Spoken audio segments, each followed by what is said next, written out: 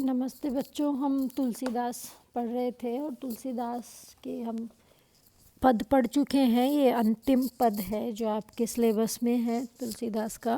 मैंने आपसे कहा कि तुलसी की भक्ति दास्य भाव की भक्ति है, जिसमें जो भक्त है वो अपने आप को बिल्कुल निरह, पापी, कमज़ोर, बहुत छोटा मान कर चलता है ईश्वर के सामने और ये प्रार्थना करता है कि मैं इतना नीच हूँ, पापी हूँ, अधम हूँ, मैं आपके कहीं पर भी आपके कृपा का पात्र बनने के लायक नहीं हूँ, लेकिन आप मेरा उद्धार कर दीजिए।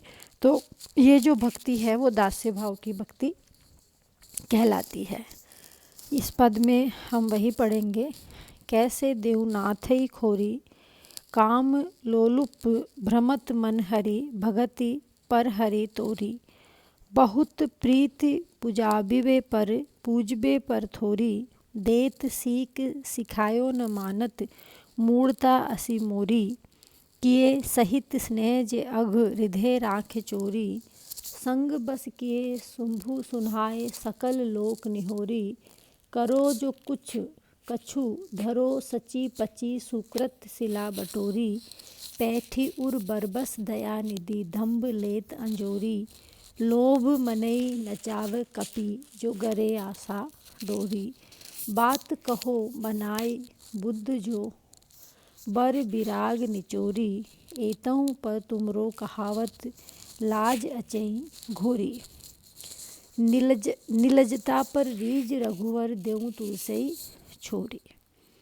तुलसीदास यहाँ पर कहते हैं, विनय पत्रिका से ये लिया गया है पद, और तुलसीदास ये कहते हैं यहाँ पर कि हे ईश्वर, मेरे में बहुत सारी कमियाँ हैं और मैं उन कमियों को पूरी तरह छोड़ नहीं पा रहा हूँ। तो आप मेरी इन सब बातों पर ध्यान न देकर मेरा उद्धार करिए और मुझे इस भवसागर से, इस संसार से तार दीजिए, मेरा बंधन काट दीजिए, इस संसार से मुझे मुक्त कर दीजिए। उसी का वर्णन तुलसीदास कहते हैं। कैसे देव नाथ ही खोरी, कि हे आराध्य, हे नाथ, मैं आपको कैसे दोष दूँ। खोरी मतलब दोष देना, कि मैं आपको कैसे दोष दूँ कि आप मेरा उद्धार नहीं कर रहे हैं, क्योंकि मैं उतना ही अधम हूँ, उतना ही पापी हूँ, लेकिन इसलिए मैं आपको दोष कैसे दूँ, मतलब मैं आपको दोष नहीं दे सकता। काम लोलुप भ्रमत मन हरि, भगति पर हरि तोरी, मेरा जो मन है वो मेरा मन काम लोलुप होकर, विषय वासनाओं में, मोह में पड़कर इधर से उधर भ्रमत मतलब घूमता है। दो अर्थ हम इसके कर सकते हैं। भ्रमत मन हरि, कि जिस तरह भंवरा इधर से उधर घूमता है, कभी एक फूल पर नहीं टिकता, उसी तरह मेरा ये जो मन रूपी भंवरा है वो भी इधर से उधर फिर रहा है, वो कहीं तुम्हारे जो भक्ति है उस पर नहीं टिक रहा है। पूजबे पर थोरी, मैं कामनाओं से इधर उधर घूम रहा हूँ, वैसे वासनाओं से। पूजबे पर थोरी, और मैं चाहता हूँ कि मेरी लोग प्रशंसा करें, मुझे लोग पूजे। यश कहने का तात्पर्य या दूसरा ये हो गया कि हम अपने यश के लिए, काम के लिए, मोह के लिए इधर से उधर फिरते रहते हैं और उस प्रभु को, उस ईश्वर को हम भूल जाते हैं। देत सीख सिखायो न मानत, मूढ़ता असी मोरी, देत सीख सिखायो न मानत, मुझे आप सीख देते हो, मैं दूसरों को तो खूब उपदेश देता हूँ, न मानत मूढ़ता असी मोरी, लेकिन मैं ये उपदेश स्वयं अपने लिए नहीं मानता हूँ, तो ये मेरी मूर्खता नहीं है तो और क्या है। किए सही स्नेह जे अघ रिधे राखे चोरी, और मैं क्या करता हूँ कि ये सहित स्नेह जे अघ रिधे राखे चोरी, मैं अपने रिधे में अपने पापों को चुपचाप चोर की तरह छुपाए रखता हूँ, और जो थोड़े बहुत अच्छे काम करता हूँ मैं उनको सब लोगों को इधर उधर से दिखाता फिरता हूँ। ये हमारी सबकी वृत्ति होती है कि बुरे काम हम कर देते हैं तो उसको छुपाते हैं, उसके लिए हम माफ़ी मांगना या आज की भाषा में कहे तो हम रियलाइज़ नहीं करते हैं कि हमने कोई गलती की है, बल्कि जो थोड़ा सा कुछ अच्छा काम कर लेते हैं उसी को सबके लिए गिनाते रहते हैं, मैंने ऐसा किया, मैंने वैसा किया। तो मैं भी प्रभु ऐसा ही हूँ।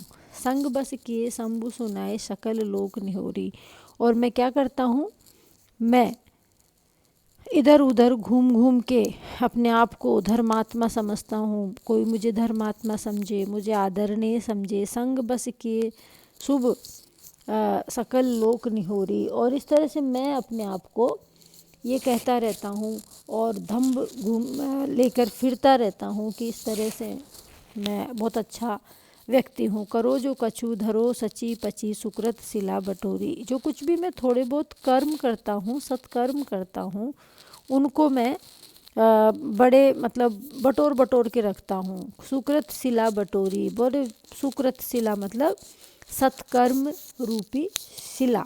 मैं बिल्कुल उनको चुन चुन के रखता हूँ कि मैंने ये अच्छा काम किया है। किंतु हे दयानिधि, मेरे मन में ये दंभ आ जाता है और मैं अपने हृदय में अहंकार भर लेता हूँ कि मैंने कोई अच्छा काम किया है, इसलिए मेरा दंभ वो जो अच्छे काम हैं उनको भी नष्ट कर देता है। और मेरे जो लोभ है, लोभ मनै नचावे कपि, और मेरा लोभ रूपी मन, मेरे मन में इतना लोभ है या मेरा लोभ रूपी मन उस तरह मुझे नचाता है जिस तरह की बंदर के गले में हम रस्सी डाल दें और हम उसको अपने हिसाब से नचाए, मदारी का बंदर जैसे होता है, वैसे ही हमारी जो आशाएं हैं वो हमारे गले में उस बंदर की डोरी के समान है।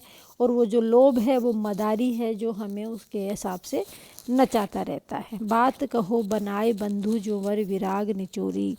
तो इस तरह की स्थिति में मैं एक बड़ा वैराग्यपूर्ण बन के बड़े तत्व की बातें करता हूँ, ज्ञान की बातें करता हूँ। एते परो तुम्हारो कहावत है ईश्वर, लेकिन मैं इतने पर भी ये कह सकता हूँ कि मैं आपका दास हूँ, मैं आपका सेवक हूँ। और लाज अचेय घोरी, मैंने तो अपनी लाज शर्म को घोल कर पी ली है, घोल कर पी ली। मैं लाज शर्म सब मैंने छोड़ दी है। इसलिए हे प्रभु, निर्लजता पर रीझ रघुवर, मेरी इस निर्लजता पर हे ईश्वर तुम रीझ जाओ। मैं पापी हूँ ये मैं मानता हूँ और ये मान लिया मैंने, इसलिए तुम मेरी इस निर्लजता पर रीझ जाओ और मुझे इस भव बंधन से, इस संसार से मुक्ति दे दो। कहने का तात्पर्य यहाँ पर ये कि कई दोषों, कई अवगुणों को स्वीकार करते हुए हम उस आराध्य के सामने ये कहते हैं कि हमने बहुत पाप किए हैं, बहुत अवगुण हम में है। हे ईश्वर, तुम हमारे सारे अवगुणों को जानते हो, वो सब जानते हुए भी तुम हमारा उद्धार करो और हमें अपनी शरण में ले लो, ताकि इस संसार में जो आवागमन का चक्र है वो हमसे छूट जाए और हम उस आवागमन के चक्र से छूटेंगे तो हम तेरी शरण में आ जाएंगे, तो हमारा उद्धार हो जाएगा। इस तरह तुलसी की भक्ति दास्य भाव की भक्ति है और अपने आप को बिल्कुल निम्न मानकर चलना, अपने आप को उस ईश्वर का सेवक, चेला, दास मानकर चलना और कहना कि मेरा इसमें उद्धार कर दो, तुम मेरे पापों को माफ़ कर दो। सूरदास भी ये बात कहते हैं। और उसके बाद सूर्य की जो भक्ति है वो सखा भाव की हो जाती है, लेकिन तुलसी की भक्ति प्रारंभ से लेकर अंत तक दास्य भाव की ही रही। इस तरह तुलसी जो हमारे लोकनायक भी हम तुलसी को कहते हैं, क्योंकि इस तुलसी ने समन्वय की एक ऐसी विराट चेष्टा की जिससे कि पूरे निराश जनमानस को एक आशा की किरण दिखाई दी। इसलिए तुलसी का महत्व एक कवि होने के नाते बहुत उतना ज़्यादा नहीं है जितना कि एक लोकनायक होने के नाते। तुलसी ने कैसे चरित्र को हमारे सामने लाकर खड़ा किया जिससे कि एक जनता को एक आशा दिखाई दी और वो सकारात्मक सोच की तरफ बढ़ने लगी। और इस तरह से जो भक्ति का प्रारंभ हुआ, वैसे भक्ति दक्षिण से पहले आती है, उसके बाद में उत्तर भारत में फैलती है। लेकिन उत्तर भारत में तुलसी का बहुत ज़्यादा मान सम्मान है। रामचरितमानस के माध्यम से हम सब तुलसी को जानते हैं, पढ़ते हैं और आज भी जो नायक है वो हमारे आदर्श नायक राम ही है। इस तरह तुलसी ने इस दास्य भक्ति के माध्यम से संपूर्ण जनता को एक बार फिर से अपने आप को सोचने के लिए विवश किया। इसलिए तुलसी का योगदान महत्वपूर्ण है। और ये तुलसी के जो सारे पद हैं वो मैंने आज आपको पढ़ा दिए हैं। तो तुलसी के पद इसमें समाप्त हो गए हैं आपके सिलेबस में। और अगर इन पदों में से कोई भी पद आपके समझ में नहीं आता है और आप इसको दोबारा पढ़ना चाहते हैं तो आप व्हाट्सएप पे एक मैसेज लिख दीजिए, मैं इसको आपको दोबारा पढ़ा दूँगी। धन्यवाद।